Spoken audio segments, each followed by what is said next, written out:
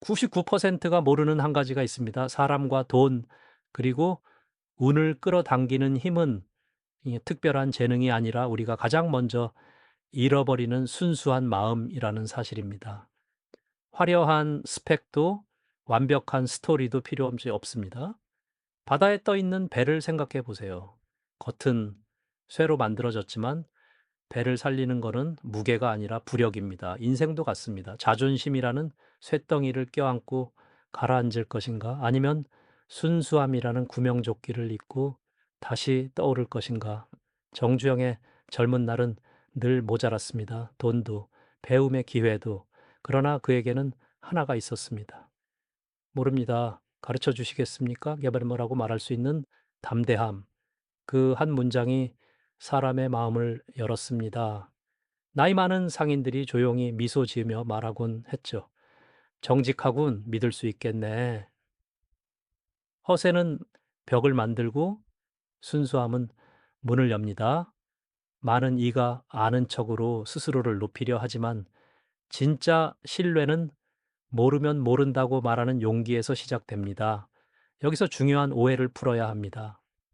순수함은 착하고 순종적이라는 뜻이 아닙니다.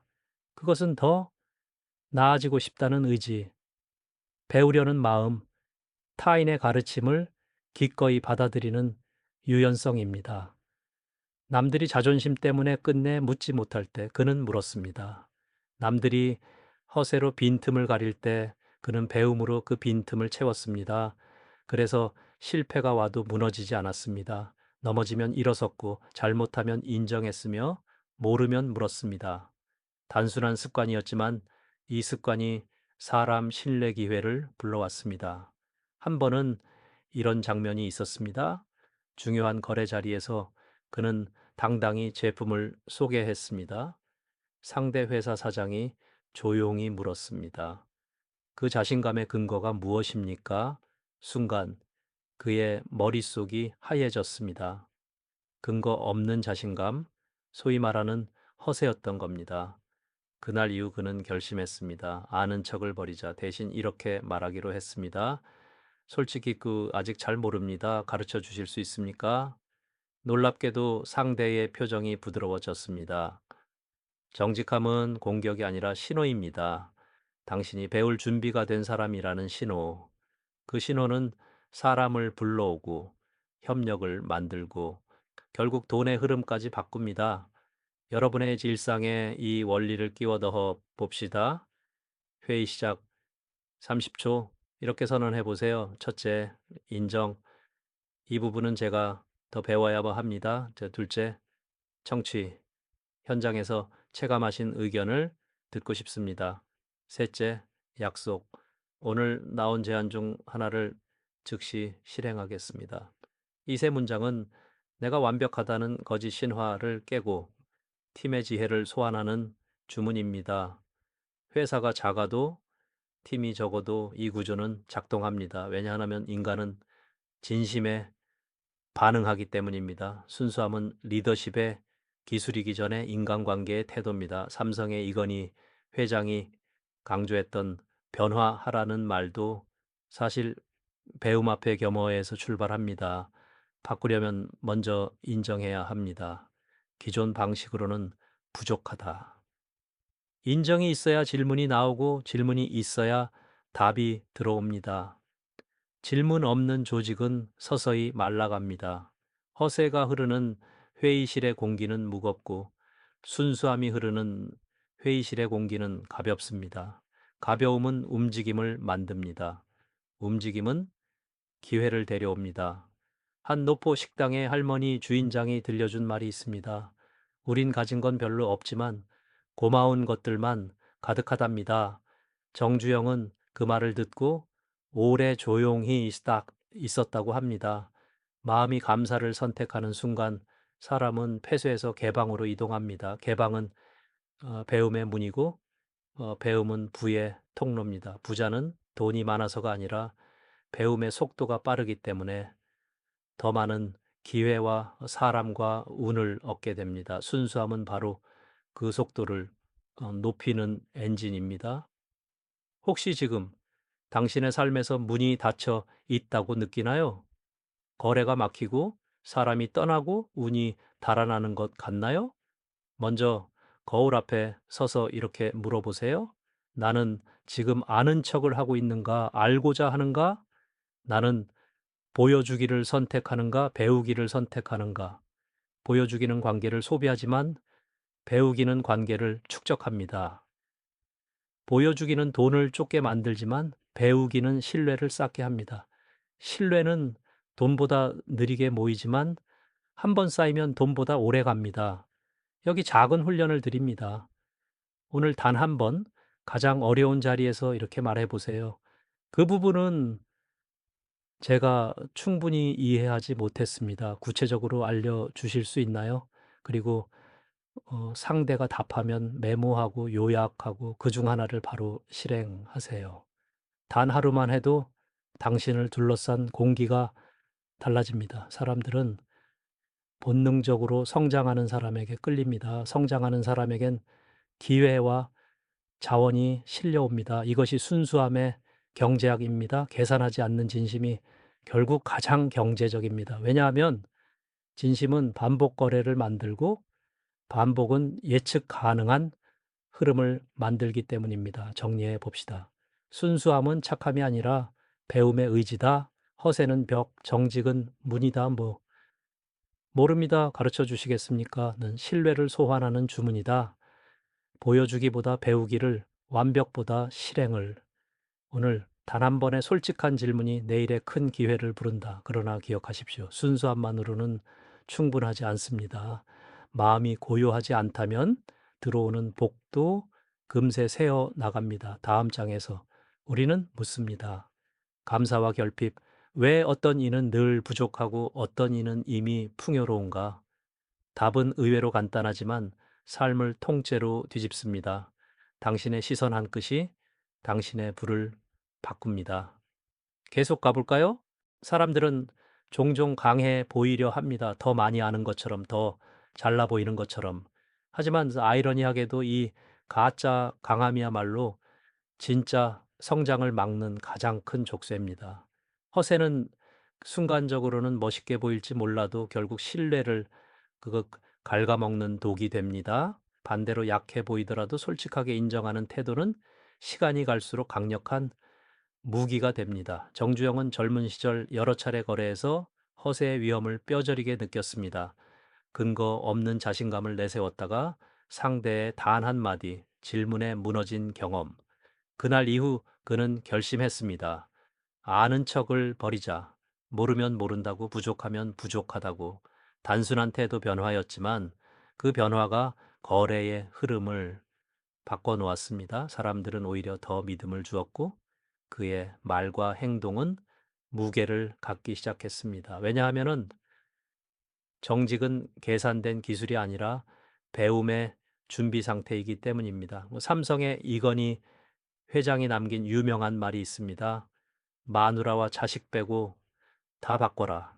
이 극단적인 선언은 단순한 구호가 아니었습니다. 기존의 성과와 자존심에 매달리지 않고 부족함을 인정하고 배우겠다는 급진적 솔직함의 표현이었습니다. 변화는 늘 인정에서 시작됩니다. 지금까지의 방식으로는 부족하다.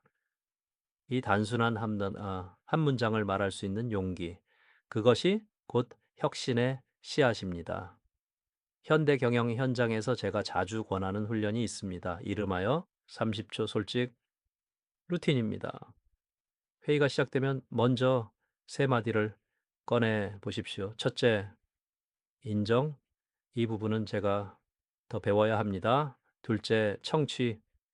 현장의 목소리를 듣고 싶습니다. 셋째, 약속. 오늘 나온 아이디어 중 하나를 반드시 실행하겠습니다. 이 세 문장은 단순해 보이지만 팀의 공기를 바꿉니다.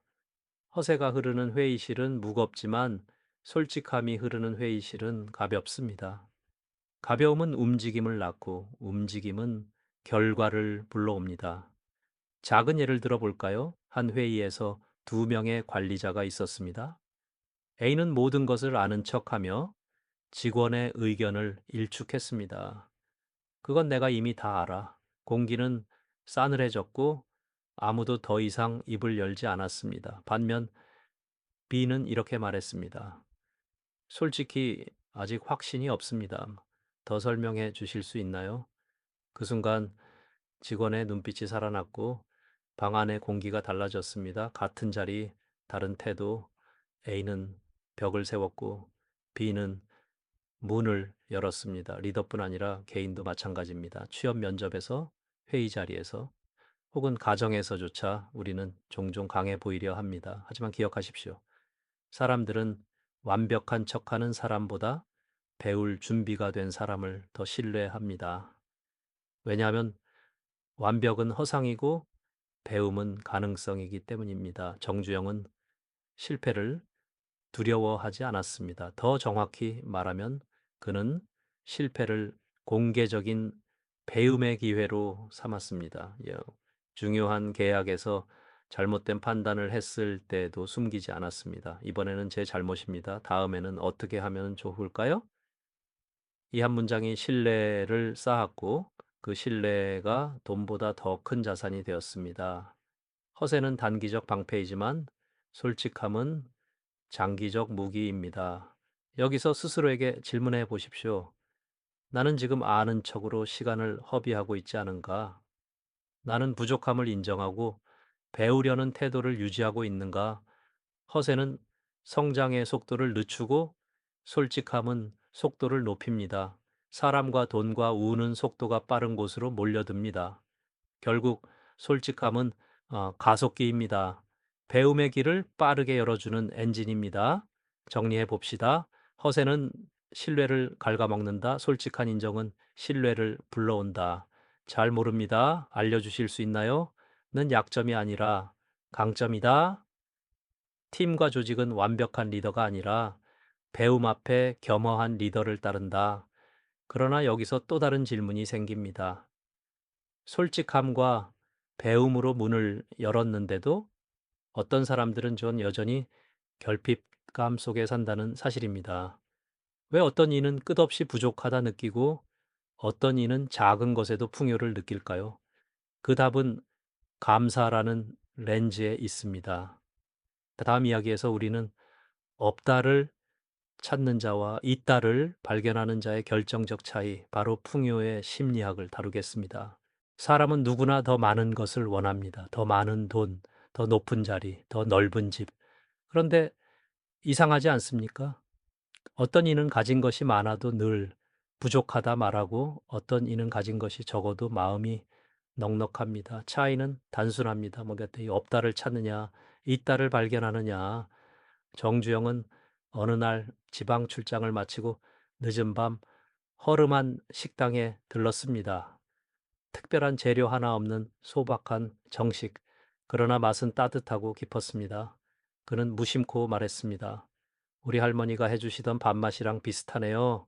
그러자 주인장 노부인이 환히 웃으며 대답했습니다. 우린 가진 건 별로는 없지만 고마운 것들만 가득하답니다.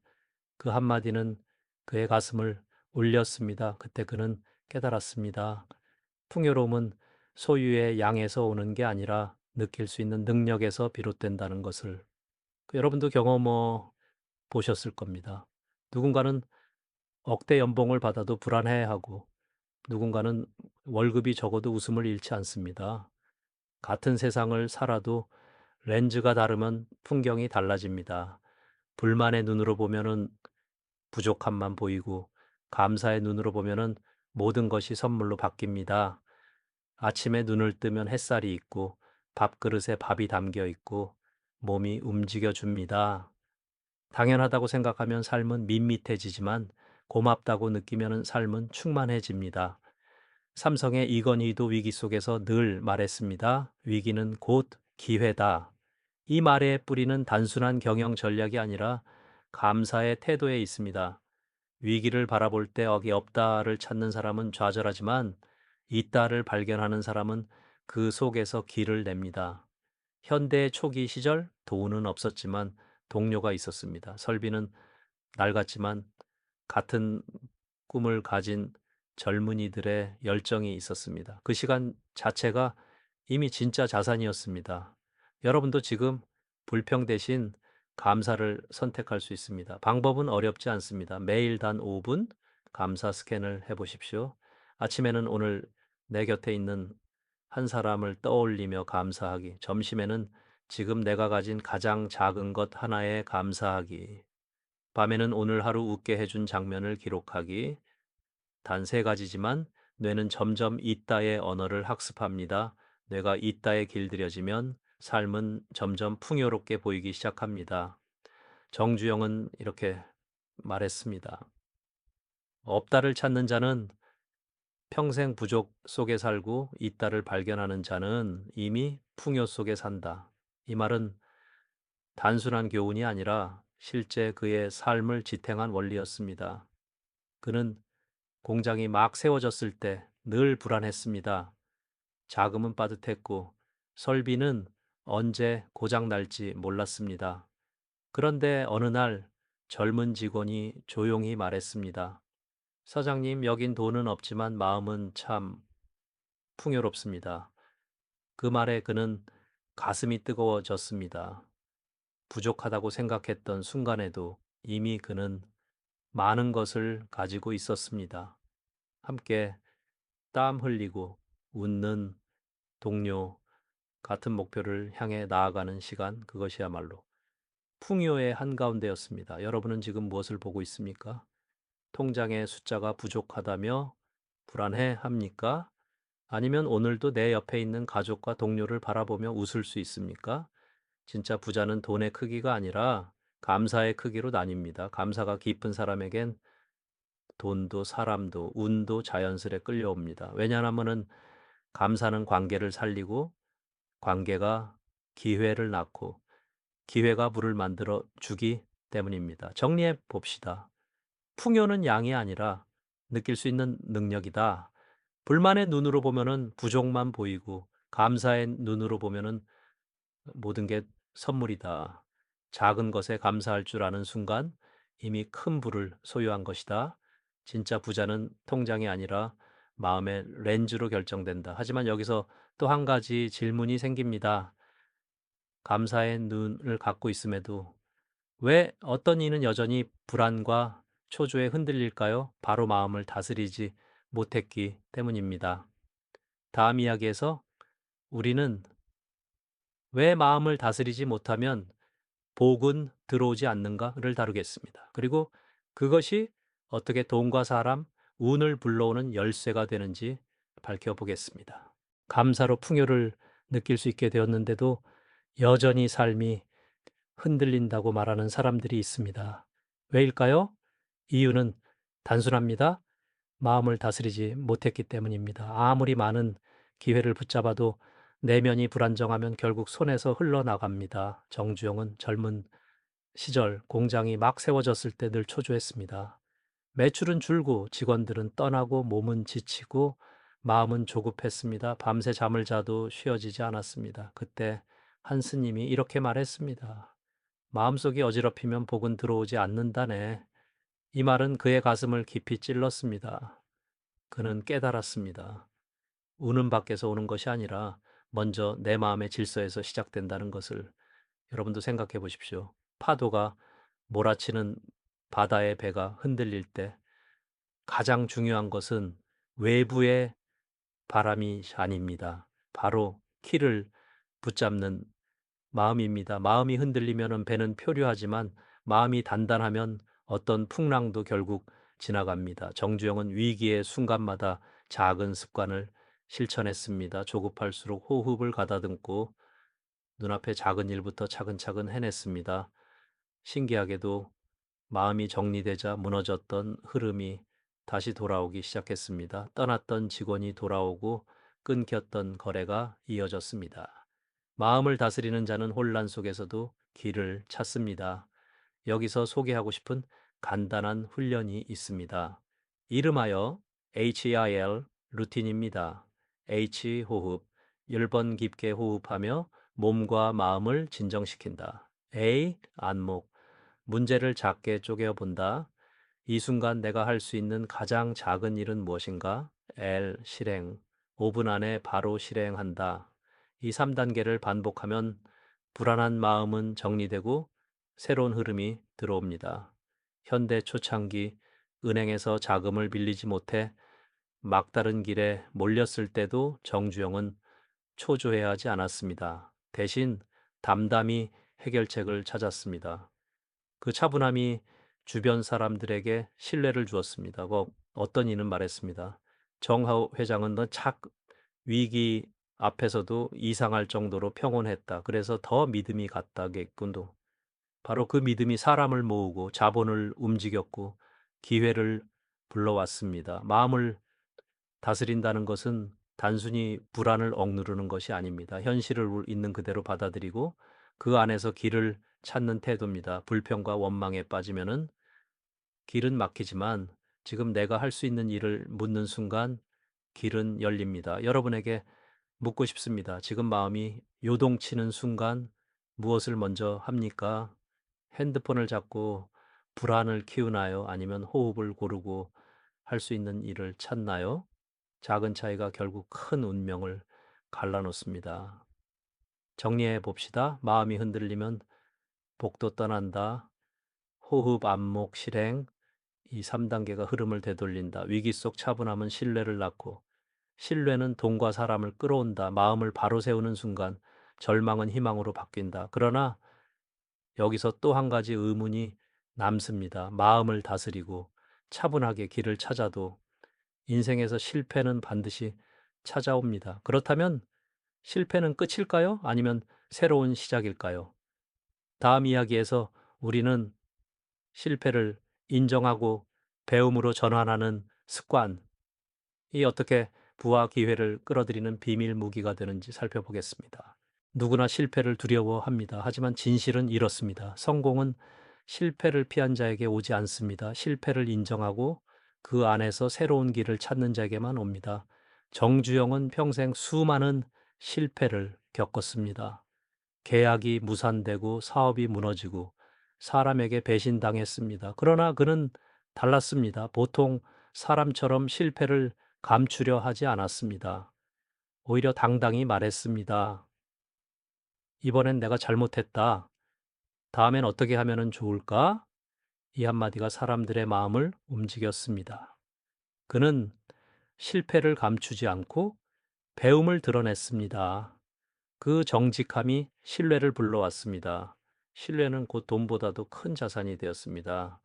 여러분, 실패를 어떻게 대하고 계십니까? 혹시 체면 때문에 숨기려 하고 있지 않습니까? 허세로 덮으면은 잠시 자존심은 지킬 수 있지만 결국 배움의 문은 닫히게 됩니다. 반대로 솔직하게 실패를 인정하면은 새로운 길이 열립니다. 실패는 벽이 아니라 문입니다. 그 문을 열려면 손잡이는 바로 인정입니다. 실패를 성장의 도구로 바꾸기 위해 제가 자주 권하는 방법이 있습니다. 이름하여 FAIL 프레임워크입니다. F, 피드백 흑, 실패에서 배운 교훈을 기록한다. A, 액션, 즉시 수정할 행동을 하나 정한다. I, iteration, 반복해서 개선한다. L, leverage, 얻은 교훈을 다른 영역에 활용한다. 이 네 단계를 습관화하면 실패는 더 이상 종착점이 아니라 가속기가 됩니다. 삼성 반도체 위기를 떠올려 보십시오. 그 모두가 불가능하다고 했습니다. 그러나 그때 조직은 실패를 숨기지 않고 드러냈습니다. 문제를 직시하고 개선안을 찾고 다시 시도했습니다. 결국 그 실패가 삼성의 DNA를 바꿨고 세계적인 반도체 강국의 기반이 되었습니다. 이것이 바로 실패를 자산으로 전환한 사례입니다. 정주영 또한 실패를 두려워하지 않았습니다. 오히려 실패할 때마다 더 단단해졌습니다. 좌절 속에서조차 새로운 인연이 생겼고 작은 씨앗이 심어졌습니다. 그 씨앗들이 모여 훗날 현대 그룹이라는 거대한 숲이 되었습니다. 이제 스스로에게 질문해 보십시오. 나는 실패를 부끄러움으로 감추고 있는가? 아니면 배움의 자산으로 전환하고 있는가? 나는 실패를 종착점으로 보는가? 아니면 출발점으로 보는가? 는 실패를 인정하는 순간 사람들은 당신을 신뢰합니다. 신뢰는 곧 기회를 끌어오고 기회는 돈을 불러옵니다. 그래서 실패는 단순한 좌절이 아니라 운과 불을 부르는 비밀 통로입니다. 정리해 봅시다. 실패는 끝이 아니라 배움의 시작이다. 실패를 숨기면 문이 닫히고 인정하면 문이 열린다. FAIL, Feedback, Action, Iteration, 레버레이지로 실패를 자산화하라. 실패를 드러낼 용기가 곧 그 신뢰를 낳고 신뢰가 돈을 불러온다. 그러나 이제 여기서 또 다른 질문이 생깁니다. 실패를 인정하고 배움을 얻었다고 해도 왜 어떤 이는 여전히 신뢰를 끌어오지 못할까요? 답은 저 책임의 아래 있습니다. 다음 이야기에서는 책임을 지는 순간 돈과 사람들이 몰려드는 이유를 다루겠습니다. 성공한 리더들의 공통점이 있습니다. 바로 책임을 지는 태도입니다. 책임은 무겁습니다. 하지만 그 무게를 견디는 사람만이 더 큰 길을 열 수 있습니다. 정주영은 대규모 공사에서 예기치 못한 사고가 발생했을 때 모두가 두려워 책임을 피하려 했습니다. 그 순간 그는 단호히 말했습니다. 잘못이 있다면 내가 책임지겠다. 그 한마디에 현장의 공포가 사라지고 사람들은 다시 힘을 모았습니다. 공사는 성공적으로 마무리되었고 그의 그 이름은 더욱 단단한 신뢰로 세워졌습니다. 신뢰가 생기니 돈과 기회도 몰려들었습니다. 책임은 짐이 아니라 신뢰를 끌어오는 자석이었습니다. 여러분, 책임을 어떻게 대하고 계십니까? 혹시 그 책임을 피하려 하고 있지 않습니까? 책임을 피하는 순간 신뢰도 함께 떠납니다. 반대로 책임을 짊어지는 순간 사람들은 믿음을 주고 그 믿음은 돈과 기회로 이어집니다. 삼성의 이건희 회장은 종종 말했습니다. 리더는 답을 주는 사람이 아니라 책임을 지는 사람이다. 답은 누구나 낼 수 있습니다.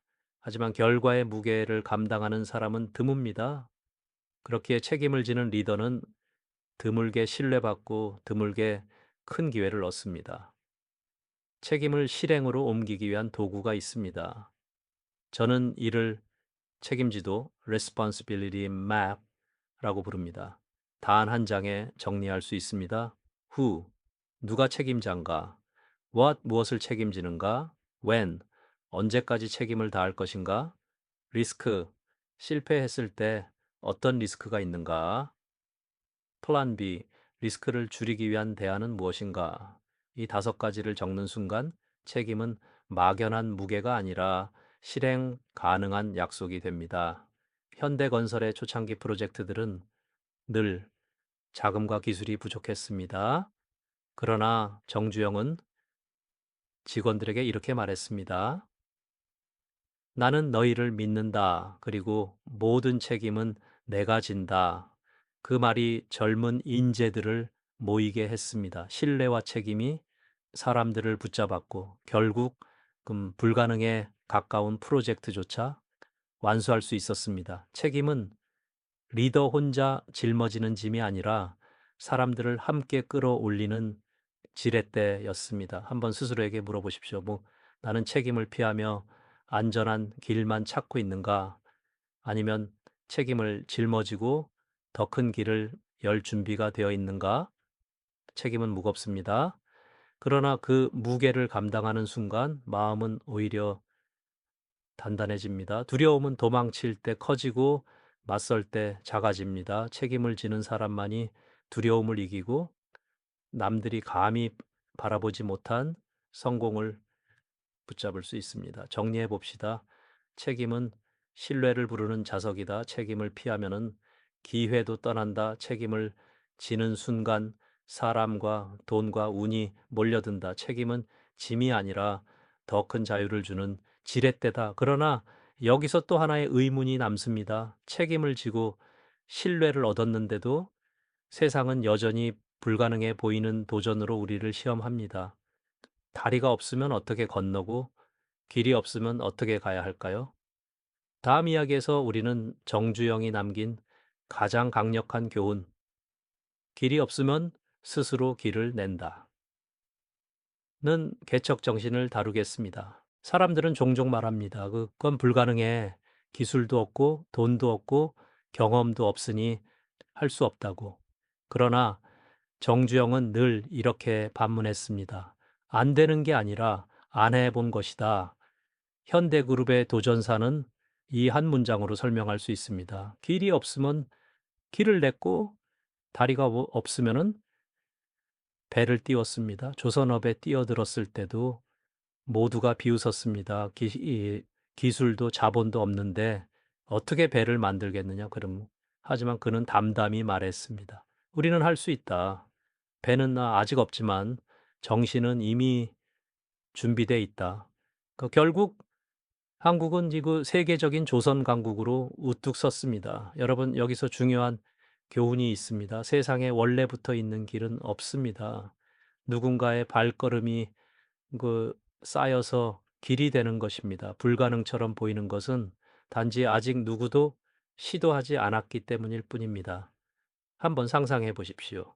당신이 한 섬에 홀로 떨어져 있습니다. 지도도 없고 다리도 없습니다. 그때 두 가지 선택이 있습니다. 첫째, 길이 없으니 나는 여기서 멈추겠다. 둘째, 길이 없으니 내가 길을 만들겠다. 어느 쪽을 선택하시겠습니까? 인생은 매일 이 선택을 요구합니다. 정주영은 늘 두 번째를 선택했습니다. 작은 공구 상자 하나로 시작했지만 그 안에서 가능성을 보았습니다. 눈앞의 부족함 대신 앞으로 만들 수 있는 길을 바라봤습니다. 그래서 그는 실패해도 두렵지 않았습니다. 실패 속에서도 다음 길의 단서를 찾았기 때문입니다. 삼성의 이건희 회장도 비슷한 철학을 갖고 있었습니다. 그는 종종 도전하지 않으면 사는 게 아니다 라고 말했습니다. 삶 자체가 곧 도전이라는 뜻입니다. 두려움이 몰려올 때 그는 도망치지 않고 맞섰습니다. 두려움은 거울과 같습니다. 내 안의 불안을 비추어 보여줄 뿐입니다.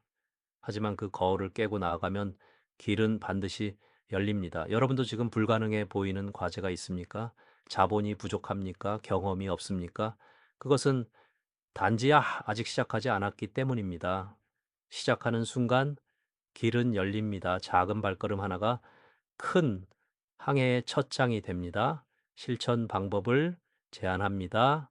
90일 개척 루틴을 세워보십시오. 목표 90일 안에 반드시 이룰 단 하나의 도전 과제, 3개의 마일스톤, 각 달마다 달성해야 할 구체적 결과, 9개의 행동 리스트, 매주 실천할 작고 구체적인 실행, 길은 90일마다 새롭게 열립니다. 중요한 것은 완벽한 계획이 아니라 첫 걸음을 내딛는 용기입니다. 정리해 봅시다.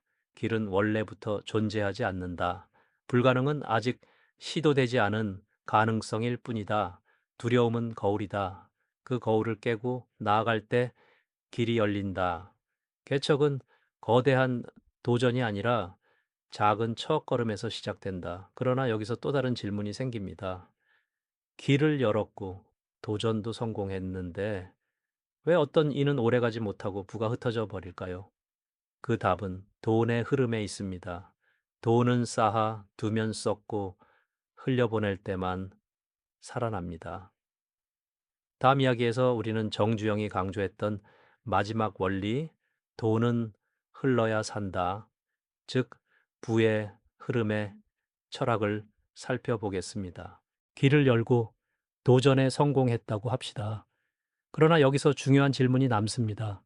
돈은 왜 어떤 이에게는 오래 머무르고 어떤 이에게는 금세 흩어지는가? 정답은 간단합니다. 돈은 흐를 때 살아있고 멈추면 썩는다는 것입니다. 정주영은 늘 말했습니다. 돈은 돌고 돌아야 산다. 돈을 쌓아두면 그것은 곧 썩은 물이 되고 다시는 흐르지 않습니다. 그러나 사람과 조직, 공동체를 향해 흘려보내면 돈은 새로운 물줄기를 만들며 더 크게 돌아옵니다. 현대의 그 초기 시절, 그 회사는 늘 빠듯했습니다. 하지만 그는 직원들의 월급만큼은 단 하루도 늦추지 않았습니다. 본인의 이익을 챙기기 전에 먼저 사람들을 챙겼습니다. 왜냐하면 그가 믿었던 원리는 단순했기 때문입니다. 돈은 목적이 아니라 신뢰의 결과다. 신뢰를 지키면은 돈은 반드시 따라옵니다. 여러분 뭐 한번 돌아보십시오.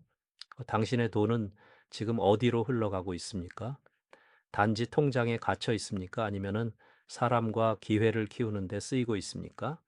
돈이 흘러야 새로운 돈이 들어옵니다. 건강한 혈액처럼 돌고 돌아야만 삶과 조직은 살아 움직입니다. 저는 이를 FLOW, 사이클이라 부릅니다. F, fund people, 먼저 사람을 살린다. L, learn and improve, 배움과 개선에 투자한다. O, open new bets, 새로운 도전을 시도한다. W, widen impact, 더 넓은 사회의 영향을 확장한다. 이 흐름이 이어질 때 돈은 단순한 숫자가 아니라 성장의 에너지가 됩니다. 한 번은 정주영이 이런 말을 했습니다. 돈은 내 주머니에만 쌓이면 썩는다. 하지만 흘려보내면 더 큰 강물이 되어 돌아온다. 그는 사업이 커질수록 더 많은 사람을 고용하고 더 많은 가정을 지탱했습니다. 그의 철학은 분명했습니다. 부는 나만의 성이 아니라 함께 살아가는 마을이다. 여러분도 마찬가지입니다. 돈을 어떻게 쓰느냐가 결국 당신의 운명을 결정합니다. 소비로 흘려보내면 사라지지만 사람과 신뢰에 흘려보내면 부는 다시 불어나며 돌아옵니다. 정리해 봅시다. 돈은 쌓아두면 썩고 흘러야 산다. 신뢰가 목적이고 돈은 결과다. 사람, 배움, 과제, 도전에 돈을 쓰면 돈은 더 큰 흐름으로 돌아온다. 돈은 성이 아니라 마을을 세울 때 진짜 힘을 가진다. 그러나 마지막으로 남은 질문이 있습니다. 그렇다면은 우리는 어떻게 이 모든 원리를 그 일상에서 실천할 수 있을까? 단순한 구호가 아니라 그 매일 그 삶 속에서 돈과 사람과 운을 끌어오는 작은 의식이 필요합니다. 다음에서 저는 매일 15분 부와 운의 자기 자석을 만드는 습관을 소개하겠습니다. 아주 간단하지만 삶 전체의 흐름을 바꿀 수 있는 방법입니다. 우리는 지금까지 많은 이야기를 나눴습니다. 순수한 마음, 감사의 눈, 마음을 다스리는 힘, 실패를 인정하는 용기, 책임, 그리고 개척, 정신과 돈의 흐름. 하지만 질문이 남습니다. 이 모든 것을 어떻게 일상에서 습관으로 만들 수 있을까? 정답은 거창하지 않습니다. 하루 단 15분의 작은 의식이면 충분합니다. 저는 이것을 부의 나침반 루틴 턱이라 부릅니다. 1. 3분 마음을 다스리는 호흡, H 호흡. 아침에 눈을 뜨자마자 조용히 앉아 10번 깊게 호흡하십시오. 불안한 생각을 밀어내려 하지 말고 그대로 바라보며 호흡만 느끼는 것입니다. 마음은 파도와 같아 억누르면 더 거세집니다. 그러나 바라보면 스스로 잦아듭니다. 2. 4분 감사 스캔. A. 안목. 오늘 내 곁에 있는 사람, 내가 가진 작은 것, 어제 웃게 만든 장면. 이 세 가지를 떠올리며 감사하십시오. 뇌는 점점 없다보다 있다의 언어를 학습합니다. 감사는 결핍의 렌즈를 풍요의 렌즈로 바꿔줍니다. 3. 5분 행동의 칼날. L. 실행. 오늘 반드시 해야 할 단 한 가지 어려운 일을 적고 바로 실행 계획을 세우십시오. 작은 행동이 길을 엽니다. 정주영이 늘 말했듯 안 되는 게 아니라 안 해본 건 놈일 뿐입니다. 4. 말에 3분 책임 체크인, 그 트러스트 체크인. 오늘 내가 책임져야 할 한 사람을 떠올리십시오. 가족일 수도 있고 동료일 수도 있습니다. 그 이름을 적고 그 사람에게 내가 줄 수 있는 작은 책임을 다짐하십시오. 책임은 신뢰를 만들고 신뢰는 곧 부를 부릅니다. 이 15분 루틴은 단순합니다. 그러나 매일 반복하면 당신의 마음은 사람 돈 운을 끌어당기는 자석으로 변합니다. 그제 중요한 것은 거대한 변화가 아니라 작은 일상의 지속입니다. 한번 상상해 보십시오. 오늘도 누군가는 불안과 허세 속에 하루를 시작합니다. 그러나 당신은 호흡으로 마음을 다스리고 감사로 렌즈를 바꾸며 행동으로 길을 열고 책임으로 신뢰를 세웁니다. 이 차이가 1년 뒤, 10년 뒤 어떤 결과를 만들까요? 인생은 거대한 결단으로만 바뀌지 않습니다. 작은 습관이 모여 거대한 차이를 만듭니다. 정리해 봅시다. 매일 15분 마음 감사, 행동 책임의 루틴을 실천하라. 작은 습관이 곧 부와 운을 끌어오는 자기 자석이 된다. 인생은 특별한 재능이 아니라 단순한 습관이 증명한다. 그리고 이제 마지막 질문이 남습니다. 화르름. 우리는 어떤 길 위에서 살아야 하는가 싶고 정주영은 늘 말했습니다. 길은 원래 없었다. 내가 걸을 때 비로소 생긴다. 제가 이제 마지막 이야기에서는 이 모든 교훈을 모아 당신의 삶을 바꾸는 선언문으로 정리하겠습니다. 이제 우리는 긴 여정을 마무리하려 합니다. 정주영의 삶, 삼성과 현대의 도전, 그리고 수많은 철학과 습관을 통해 알게 된 진리는 단순합니다. 인생은 특별한 재능이 아니라 단순한 습관으로 증명된다.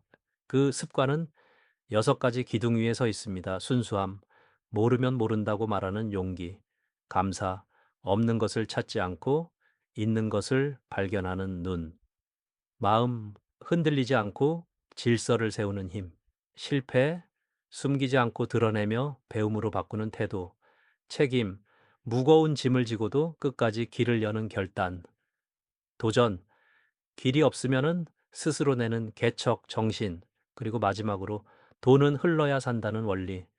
이 원리들은 시대가 달라져도 여전히 작동합니다. 지금도 돈과 사람과 운을 끌어오는 힘은 화려한 배경이 아니라 이 단순한 습관들입니다. 정주영은 마지막까지 이렇게 말하는 듯합니다. 길은 원래 없었다. 내가 걸을 때 비로소 생긴다. 그래야 당신도 마찬가지입니다. 내일을 기다리지 마십시오. 오늘 지금 한 걸음을 내딛는 순간 길은 열립니다. 여러분 이제 선택은 당신의 몫입니다. 허세를 붙잡고 가라앉을 것입니까? 아니면 순수함에 구명조끼를 입고 떠오를 것입니까? 불만의 눈으로 부족을 찾을 것입니까? 아니면 감사의 눈으로 풍요를 발견할 것입니까? 책임을 피하며 안전한 길만 찾을 것입니까? 아니면 책임을 짊어지고 새로운 길을 열 것입니까? 삶은 단순합니다. 그러나 단순함이야말로 가장 강력합니다. 순수함은 인연을 부르고 감사는 풍요를 불러오며 책임은 신뢰를 낳고 도전은 미래를 엽니다. 이제 당신이 걸어야 할 길은 분명합니다. 두려워하지 말고 앞으로 걸으십시오. 그 순간 사람도 돈도 운도 자연스럽게 당신 곁으로 올 것입니다.